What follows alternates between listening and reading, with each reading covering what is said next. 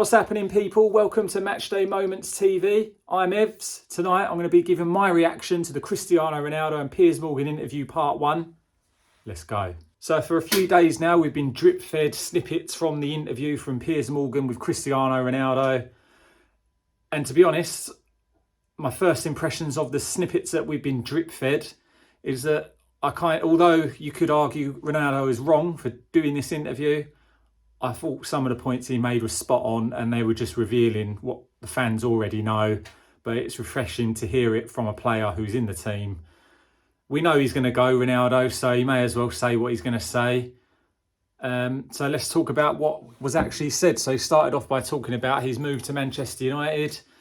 It appears there was genuine interest from City, and that wasn't just a load of bollocks like some of us thought just to get the move to United. It appears there was some truth in that, and it was very close to happening until last minute talks between Sir Alex Ferguson and Ronaldo made him change his mind. So nothing new there. It just sets the tone nicely for the start of the interview. And he just talked about his debut when he come back, scored a couple of goals against Newcastle. I was at that game. Check my videos because I've got some videos from that game. I was there live. It was an amazing game, amazing moment when he scored, and one I'll never forget. So yeah, I mean, Piers Morgan started by talking about Man United not being able to attract the big players and, you know, like they once could, but that's a load of bollocks, to be honest. Man United have always attracted top players. The odd players here and there have snubbed us, but they've always done that throughout history. Look at Alan Shearer. That's probably the most famous example of a top player snubbing Man United, and that's when we were at the peak of our powers. So Piers Morgan saying that, don't really agree with that. I think it's a load of cack, to be honest with you. The interview started off by Piers Morgan kind of cringingly arse-licking Ronaldo a little bit. I know they're mates, fair enough.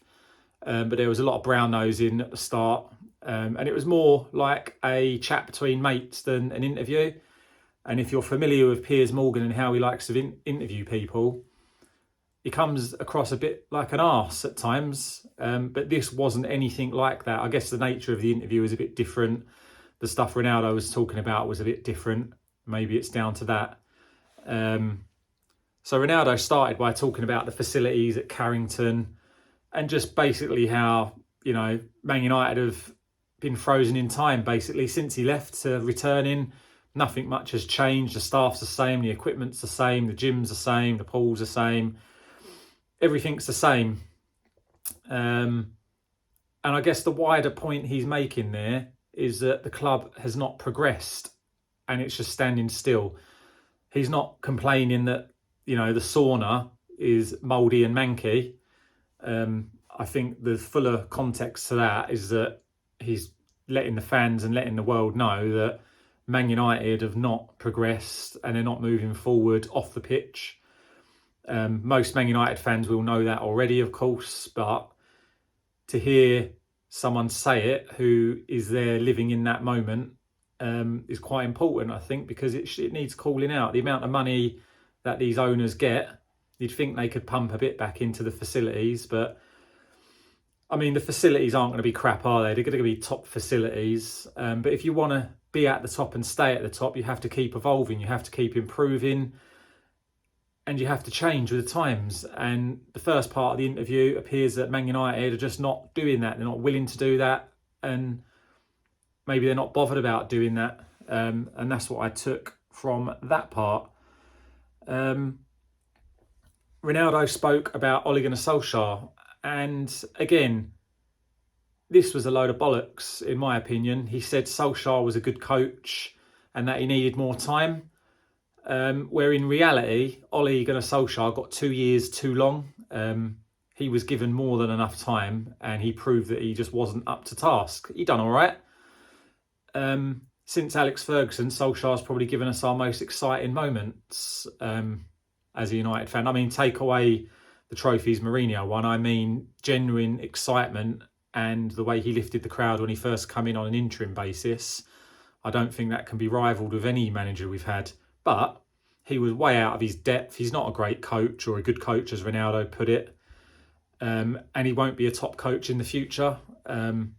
But you can see why Ronaldo said it. Ronaldo's obviously got, he's got loyalty towards his former teammates, and he's not going to go in on Solskjaer, is he? And we don't need him to. The fans know the score with Solskjaer. It then moved on to Rangnick. Did he go in on Rangnick? I don't really think he did. I think he just said what everyone else thought.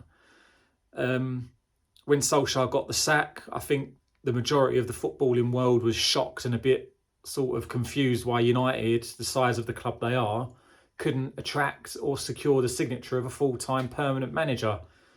And when the club announced Rangnick, I mean, I didn't know who he was. Anyone who says they knew who Rangnick was, I'm not calling him a liar, but I'm not convinced you know who he was, basically. You might have heard of him, but he was dubbed as like the godfather of the pressing game and this and that, and nonsense. And Ronaldo basically says the club got a director of football in to be the coach of the biggest club in the world. In other words, that is basically what he was saying. He said he was confused by it. Everyone was confused by it. Didn't really make sense, and it didn't. And looking back on that time now, you can say quite easily and confidently that that was a shambles and it was a disaster. So is that going in on Rangnick? That's just saying it how it is. Maybe he shouldn't say it, but what loyalty has he got towards Rangnick? Again, it's not an issue of what he's saying, it's the fact that he's saying it. But I didn't really have an issue with what he said about Rangnick because I think it was fair comment and he's just being honest. He said he didn't think Rangnick knew what he was doing, and at times I don't think that Rangnick knew what he was doing. At times I don't think Solskjaer knew what he was doing, and Rangnick certainly didn't know what he was doing. Ronaldo kind of said that Rangnick wanted to bring this whole new sort of philosophy to the club, and Ronaldo didn't really agree with it, and he had his opinion. The boss had his opinion. And that was the end of it, really. So that was what he said on Rangnick and Solskjaer. In terms of the youngsters, he got onto the youngsters. And to cut a long story short, he basically said the youngsters are not interested in listening. They get paid too much money. They're not that bothered. It goes in one ear, goes out the other ear. He didn't name names, but you can just guess who he's talking about. I mean, Ronaldo's nearly 38. Every player in the United team is a youngster in comparison to Ronaldo. So I'm not really sure. I would have liked for him to have named some players, but Ronaldo doesn't go in on his teammates, and that became apparent in the interview. He doesn't go in on his teammates. It's locker room code, isn't it? It's the unwritten rule that you don't go in on your teammates. So I suppose you've got to respect that to a certain extent. He basically said the young players don't want to watch him, they don't want to learn, they do their own thing. This is me sort of putting it in my own words of the message I got from him. And he just said that times are different now. Players, they do what they want to do. They listen to what you might say, but then they go and do what they want to do at the end of the day.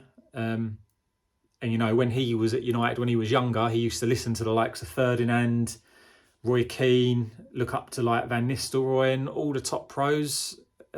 He took their lead basically, and he pretty much says he doesn't push his advice on the younger players. He allows them to watch him and he leads by example. And what better example can you have than Ronaldo in world football? There isn't a better example of someone you can copy in world football than Ronaldo. And then the next bit is where it was quite emotional. And being a parent myself, I found the section about him losing a child to be quite emotional, and it got me a little bit. It got me. I mean, unless it's happened to you, and it hasn't happened to me, thankfully, touch wood, unless something like that happens to you, you can't even begin to understand or realise the pain that must cause to you and your family. And he spoke about how that affected his family.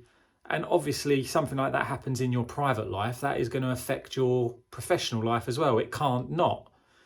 He's human at the end of the day. I know he's a bit of a machine and he's mentality driven, but he's a father and he's a family man, and you lose a child or even a parent, the closest people in your life, you lose someone, and that's going to have a massive knock-on effect to your day-to-day sort of mental well-being. So that whole section talking about his family and the son he lost, that was quite touching, really. And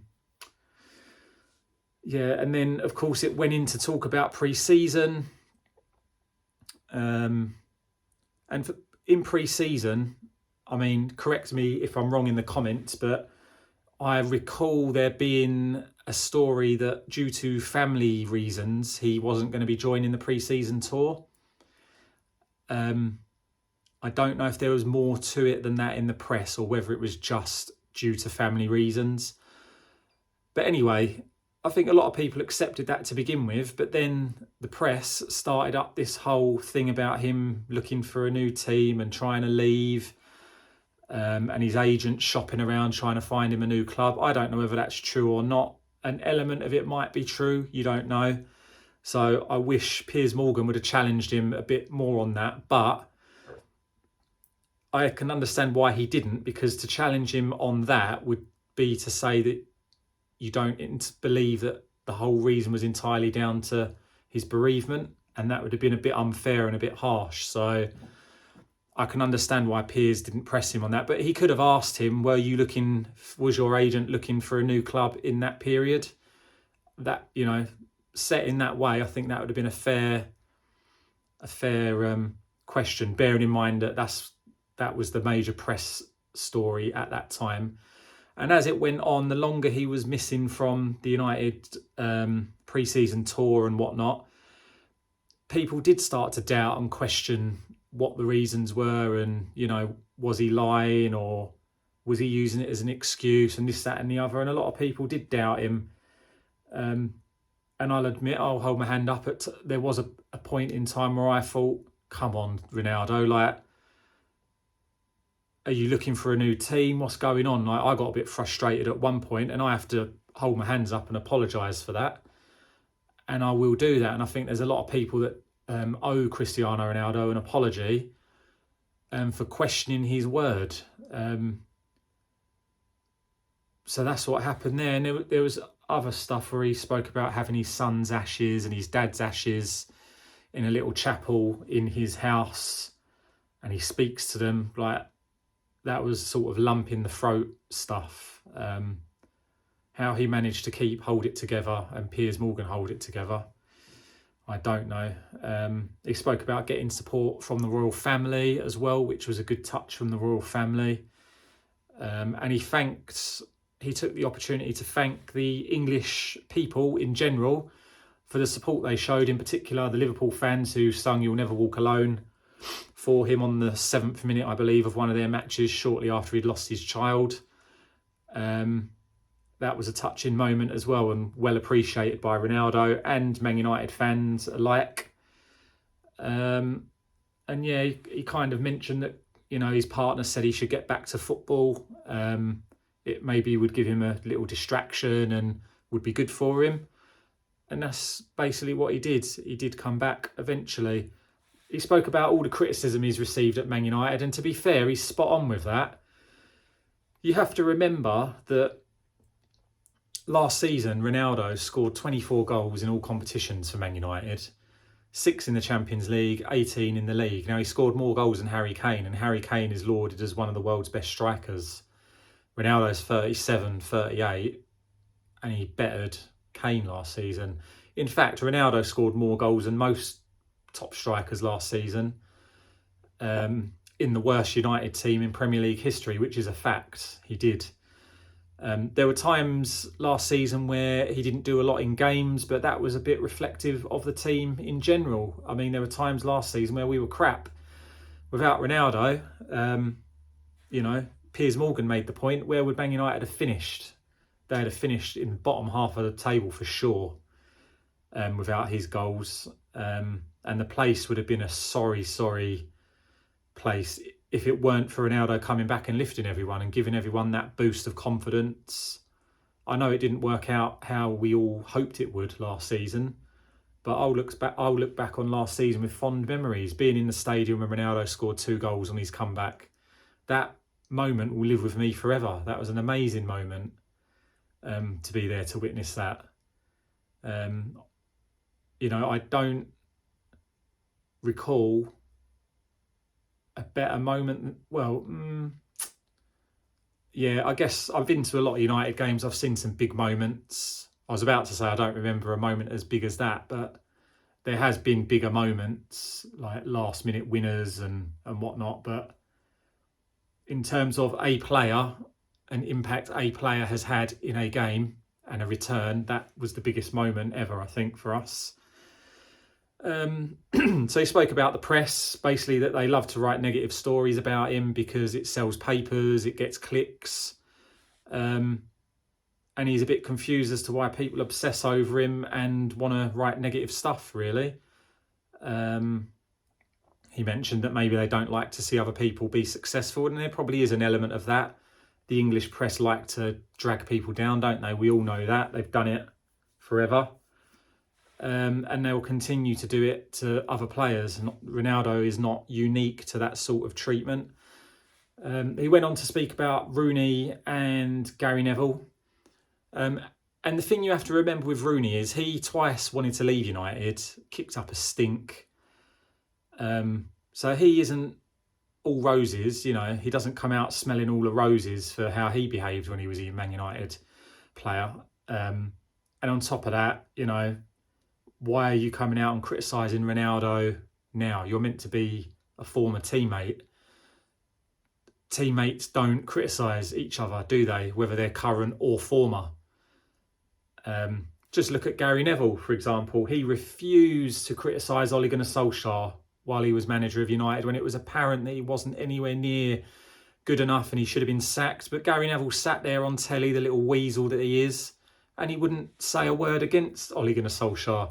But yet he's happy to jump in and say Ronaldo's finished at Man United, they need to sell him, they need to get rid. What are you going on about, Neville? You're a little weasel, mate. And if you ain't going to say it about Ollie, you should keep your mouth shut about Ronaldo, as far as I'm concerned. And the same goes for Rooney. Why are you criticising Ronaldo? Ronaldo's never come out and criticised you, as far as I'm aware. Ronaldo could have come out in this interview and he could have name-dropped players and he could have criticised a lot of them. He could have named them. We all know, Maguire for one. But he didn't, because Ronaldo has a player's code. Fair enough, he may have gone against the code of not speaking out, but he's been pushed into this position by the club to have to speak out. He doesn't do this thing on a regular basis, talk out like this and do interviews, does he? This is a one-off. And he's been put in a position where he feels like this is what he needs to do. And that's a sorry state of affairs, really, for him to feel like he has to do that. And that was basically it, I think. I'm not sure if I'm missing anything. So I spoke about Rangnick, Rooney, Gary Neville, the state of the club, the facilities, that the club's been stagnant, that Ferguson was a big part of getting him back to United. And that was it. It was pretty much set in. It was a soft tone, really, tonight. I don't think anyone can watch that and say, "Oh, bloody hell, did he really say that?" Because there was nothing of a surprise in there, and he just said what everyone else probably thinks, especially the Rangnick stuff and the stuff on Rooney and Neville. And when you see it all in context, I mean, when you get the clips before the actual full interview, they don't tell the true story. You have to have the context and the build-up in the conversation to understand how it's got to that bit, and what he's actually talking about. Some of it was tongue-in-cheek joking, like saying he was better looking than Rooney, but that came from an earlier comment about people being jealous of him and maybe he's good looking. It's just his character, isn't it? His charisma. So yeah, I don't think you can read anything into that. And I think overall Ronaldo's come out of that looking quite good. Anyone who can find criticism, I mean, forget the fact he's done the interview. I think we all know that it's a bit, you know, not too good that he is doing this. But look at what he's saying. He's done it now. That's a fact. The interview has happened. So forget the fact whether he should or shouldn't have done the interview. Focus on what he's actually saying and determine whether you feel that what he's saying is fair or not. Whether you think it's fact or not. Whether you think it's a load of old bollocks or not. But I, for one, I don't think any of it was bollocks. I don't think any of it was out of order. Some of it was blunt and a bit frank and to the point.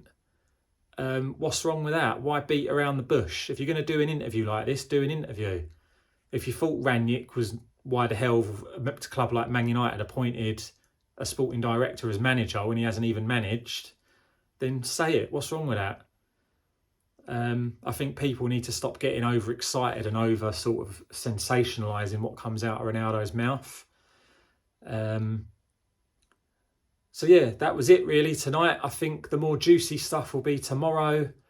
I'm expecting and hoping he goes in on the Glazers. The stuff around Ten Hag and him not respecting Ten Hag, again, the context is totally twisted for that. Anyone would think he's come out and said, I don't respect him, but that isn't it, is it, people? Come on. Like, if you look at the full sort of exchange there, and we haven't seen the full exchange, so I mean the full exchange of what we've seen. So the snippet, he said Ten Hag does not respect him, therefore he is not going to respect Ten Hag. And I think that's fair. I mean, why are you going to respect someone who doesn't show you any respect? You're not, are you? So let's wait and see what comes from part 2.